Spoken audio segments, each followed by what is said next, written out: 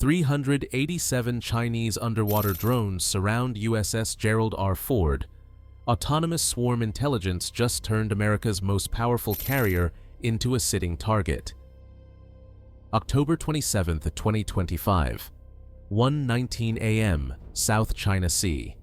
USS Gerald R. Ford Carrier Strike Group, operating 180 miles southeast of Spratly Islands. Standard freedom of navigation patrol. Then sonar operators detected something impossible. Not one contact, not 10 contacts. 387 distinct underwater signatures, forming perfect attack geometry around the carrier group, moving with coordination that shouldn't exist in unmanned systems. The contacts weren't submarines, too small, too numerous, too perfectly synchronized. Each signature measured 6.7 meters long, displacement approximately 2 tons, speed 14 knots, depth 320 feet, moving in swarm formation that adjusted in real time. When one drone altered course, surrounding drones compensated immediately. No communications detected, no control signals, pure autonomous coordination. USS Gerald R. Ford is America's most advanced carrier. Cost $13.3 billion. Crew 4,539 personnel. Air wing 75 aircraft, nuclear-powered. Electromagnetic launch systems, the most lethal naval platform ever constructed. And she was surrounded by Chinese drones executing attack pattern with precision that stunned every tactical officer watching the displays. Within 8 minutes, the carrier strike group went to battle stations. 4 Arleigh Burke-class destroyers formed defensive perimeter. USS Stockdale, USS Preble, USS Chung-hoon, USS Fitzgerald, each destroyer packed with Aegis combat systems, vertical launch cells loaded with SM-2 missiles, torpedo tubes ready. But the tactical problem was brutal. How do you fight 387 autonomous targets simultaneously? The Chinese underwater unmanned vehicle program had been intelligence priority since 2022. Satellite photos showed testing facilities in Yulin Naval Base. Academic papers described swarm algorithms. Defense analysts predicted deployment timeline of 2027. China beat that timeline by 18 months and deployed operationally in numbers that exceeded worst-case estimates by factor of 4. Each drone carried shaped charge warhead, 180 kilograms of high explosive, contact detonation, designed specifically to penetrate aircraft carrier hull below waterline. One drone wouldn't sink the Ford, but 10 hits simultaneously, 20 hits? The carrier would flood faster than damage control could respond. 387 drones represented potential for catastrophic kill against American naval power. The technology represented quantum leap in autonomous warfare. Each drone operated independently, made targeting decisions using onboard artificial intelligence, communicated with swarm through acoustic signaling too subtle for US sensors to jam. The AI had been trained on millions of simulated engagements, learned optimal attack patterns, identified weaknesses in carrier strike group defensive geometry, all without human input. What's your tactical choice facing underwater drone swarm? Type A for depth charges, Type B for torpedoes. USS Stockdale initiated first countermeasure at 1:27 a.m., deployed Mk-54 lightweight torpedoes, 2 weapons in water targeting closest drone contacts. The torpedoes tracked, acquired, detonated. Sonar confirmed 2 kills, 385 drones remaining, and the swarm didn't scatter, didn't retreat, just adjusted formation. Filled gaps where destroyed drones had been, continued methodical approach. The mathematics were terrifying. Ford's strike group carried 48 lightweight torpedoes total across all 4 destroyers. Even with perfect accuracy, they could kill 48 drones. That left 339 autonomous weapons still functional, still attacking, still closing range toward the carrier. Range at 1:27 a.m., 8,400 meters. At 14 knots closing speed, the swarm would reach torpedo firing range in 18 minutes. USS Chung-hoon tried different approach, deployed Nixie torpedo countermeasure decoys. The decoys emit acoustic signatures mimicking ship propeller noise, standard defense against torpedo attacks. The drones ignored them. Their AI had been programmed to distinguish between real targets and decoys. Machine learning algorithms processing hundreds of acoustic parameters simultaneously. The decoys that fooled Russian and Iranian torpedoes were useless against Chinese artificial intelligence. At 1:34 a.m., tactical situation degraded further. Sonar detected second wave. 143 additional drones, approaching from opposite bearing.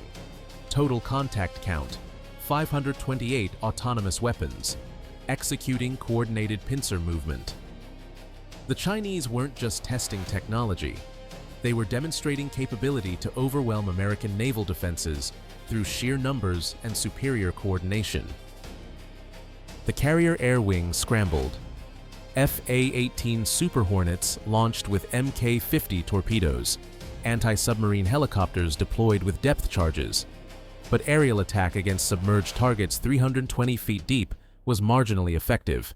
The helicopters dropped 36 depth charges. Sonar confirmed 11 kills. The Super Hornets fired 16 torpedoes, 8 confirmed hits. Total attrition, 19 drones destroyed. 509 remained operational. China had invested $11.4 billion developing this capability. The program started in 2019, leveraged civilian technology from autonomous vehicle industry, used commercial AI training on cloud computing platforms, built production facilities capable of manufacturing 50 drones monthly. By November 2025, China possessed estimated inventory of 2,400 underwater autonomous weapons, and they just deployed 528 against America's premier carrier strike group. The swarm tactics revealed sophisticated programming. When U.S. forces concentrated fire on one sector, drones in that sector scattered, drew American weapons away from main swarm. Once U.S. weapons expended, scattered drones rejoined formation. The AI was learning in real time, adapting to American countermeasures, getting smarter with every engagement. At 1:49 a.m., USS Gerald R. Ford's commanding officer faced impossible decision: stand and fight with inadequate weapons against overwhelming numbers, or retreat at flank speed, hoping to outrun 14-knot drone swarm. Neither option was good. Fighting meant potential carrier loss. Retreating meant abandoning freedom of navigation mission, showing weakness, encouraging Chinese aggression. What would you have done commanding the carrier strike group? Comment your tactical decision below. The breakthrough came from unexpected source. Lieutenant Junior Grade Marcus Webb, sonar technician on USS Preble. He'd been analyzing drone acoustic signatures for 30 minutes. Noticed pattern. Every 47 seconds, each drone emitted brief acoustic pulse. Too fast for human ears, but consistent across entire swarm.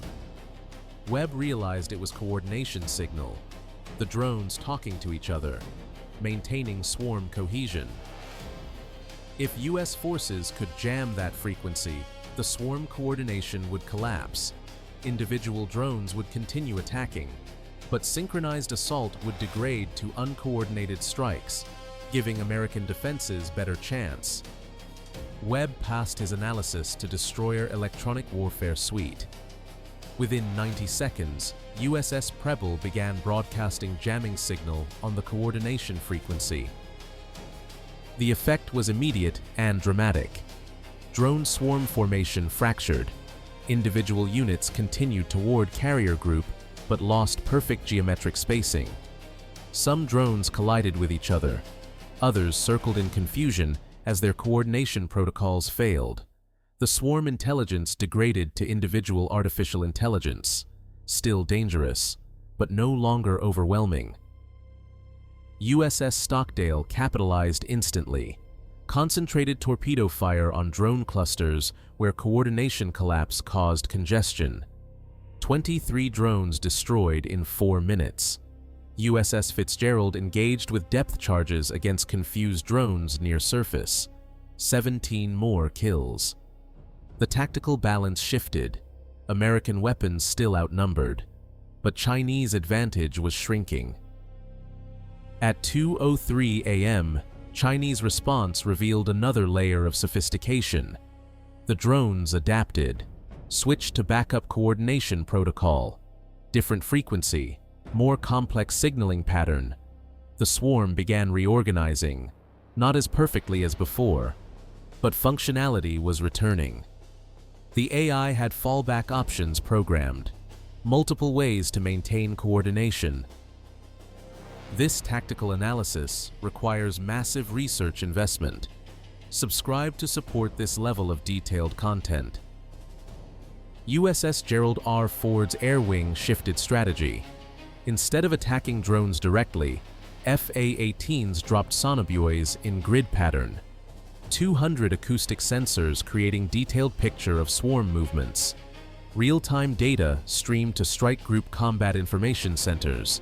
The displays showed drone behavior patterns, revealed how backup coordination worked, identified command drones controlling sections of swarm. The swarm wasn't completely distributed, it had architecture. 12 command drones providing high-level coordination. These drones were slightly larger, 7.2 meters versus 6.7 meters, carried more sophisticated processors, served as local swarm controllers. Kill the command drones and entire sections of swarm would lose cohesion.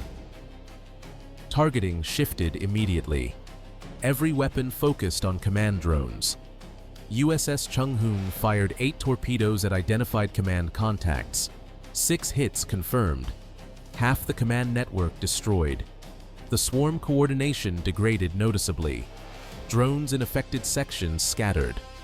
Some went to autonomous hunting mode. Others seemed to await instructions that would never come. By 2:31 a.m., tactical situation had reversed. 408 drones destroyed, 120 remaining operational. But these 120 were most dangerous, closest to carrier group, already inside defensive perimeter. Range, 3,200 meters. Individual drones making final attack runs, each targeting Ford's hull with 180-kilogram warhead. The carrier's close-in weapon systems engaged. Phalanx CIWS mounting on deck, but Phalanx designed for aerial targets, not submerged drones at 320-foot depth. The weapons were useless. Final defense fell to destroyers positioned between drones and carrier. Human crews working manual fire control, launching torpedoes at individual targets. No time for sophisticated tactics, just desperate point defense. USS Fitzgerald took 3 drone hits. The weapons detonated against hull below waterline, breached 2 compartments, flooded engineering spaces. Damage control teams responded immediately, sealed bulkheads, activated pumps. The destroyer survived but was severely damaged. Combat capability reduced 60%. She'd saved the carrier by interposing herself between drones and Ford. At 2:47 a.m., final drone was destroyed.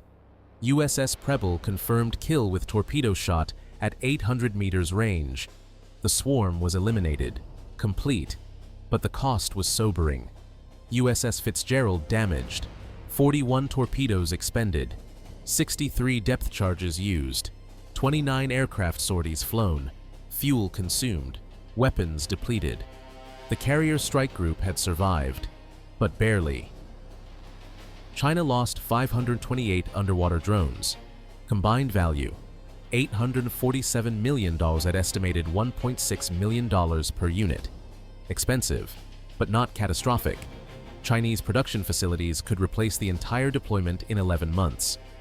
Meanwhile, USS Fitzgerald required 6 months shipyard time. repairs costing $340 million. The cost-exchange ratio favored China dramatically. The engagement statistics revealed uncomfortable truths.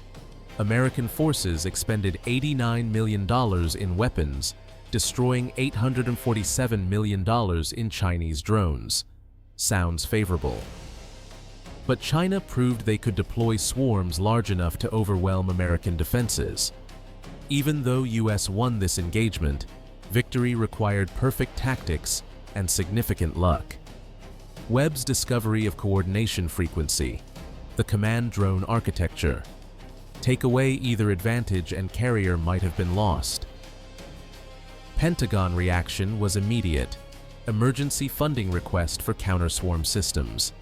$6.2 billion allocated within 72 hours.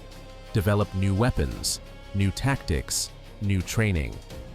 The underwater drone threat was no longer theoretical. It was operational reality that nearly sank America's most advanced carrier. If this deep dive into autonomous warfare provided value, hit that like button and subscribe for more. The technology analysis consumed intelligence community for weeks. How did Chinese AI achieve such sophisticated coordination? Where did training data come from? What were the decision algorithms? Every destroyed drone was recovered if possible. Taken to Naval Surface Warfare Center, disassembled, analyzed. The discoveries were disturbing. The AI wasn't Chinese developed exclusively. Core machine learning algorithms came from open-source frameworks. TensorFlow, PyTorch, developed by American companies, released publicly. China had weaponized American civilian technology. The training data came from simulations run on quantum computers. Millions of engagements against US naval tactics. The AI learned from fighting virtual American forces thousands of times. The propulsion systems used commercial electric motors, batteries from automotive industry, control surfaces from civilian underwater research vehicles, hull construction from commercial composite materials. China built military capability from commercial technology chain. No exotic materials, no classified components, just clever integration of civilian tech into military application. That realization was strategic nightmare. Export controls don't work against technology that's commercially available worldwide. You can't sanction products sold globally. China demonstrated that military advantage doesn't require technological breakthrough. Sometimes it just requires creative application of existing technology at scale. Allied response was coordinated. Japan requested briefings. South Korea initiated counter-swarm programs. Australia accelerated submarine warfare training. Singapore enhanced naval defenses. Every nation in Western Pacific understood the implications. Underwater drone swarms represented asymmetric capability that threatened traditional naval power. The tactical lessons were written into new doctrine immediately. Never operate isolated. Maintain air cover with anti-submarine aircraft. Deploy sonobuoy grids continuously. Keep torpedo magazines full. Train crews on swarm engagement tactics. The lessons came from near disaster, but they came in time to reshape American naval operations before next engagement. Was this swarm attack a one-time demonstration or preview of routine Chinese tactics? Drop your assessment in comments. China's propaganda celebrated the operation. State media showed animations of drones swarming American carriers, called it proof that aircraft carriers were obsolete, that autonomous weapons represented future of naval warfare, that American dominance was ending.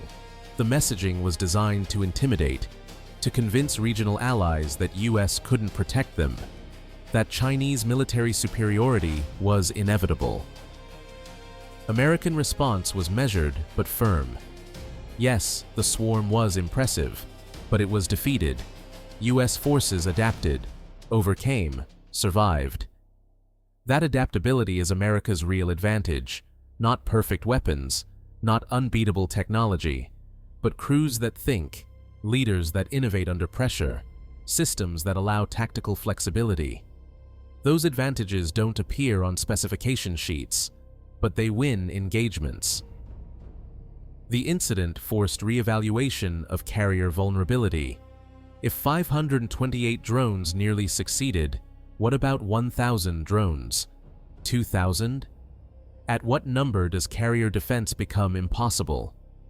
Those questions drove urgent research into counter-swarm weapons, directed energy systems that could engage multiple targets simultaneously, AI-controlled defensive drones, automated fire control systems. The solutions required years of development, but the threat was operational now. Private defense industry mobilized.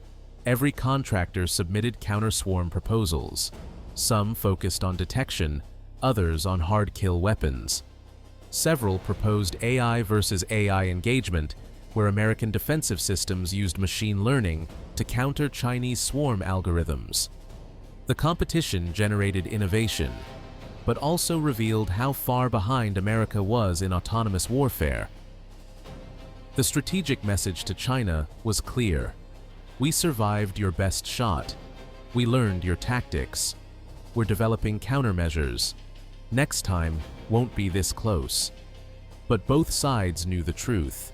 China proved they could threaten American carriers with relatively inexpensive autonomous weapons. That proof changed Pacific naval balance regardless of this engagement's outcome. The $6.2 billion Pentagon allocation broke down across multiple programs. $2.1 billion for new anti-swarm torpedoes, $1.8 billion for AI-enabled defensive systems, $1.4 billion for enhanced sonar, $900 million for tactical training and simulation. The spending was necessary, but it was reactive, playing catch-up to Chinese innovation. Future of naval warfare was revealing itself, not through massive battles between equally matched fleets, but through asymmetric attacks using autonomous systems, swarms that could be deployed covertly, activated suddenly, executed without human control. The engagement near Spratly Islands was first chapter, not final battle. What's your prediction for naval warfare evolution? Will autonomous swarms become dominant, or will defenses adapt? Should America accelerate its own offensive swarm programs? Share detailed thoughts below. Your engagement directly influences what we cover next. Don't miss our upcoming analysis of U.S. counter-swarm weapons development. Subscribe for notification when that drops. Share this video with anyone who needs to understand how autonomous warfare is reshaping naval power. Give it a thumbs up if this tactical breakdown was worth your time. Real capability analysis, no speculation, just documented reality. See you in the next one.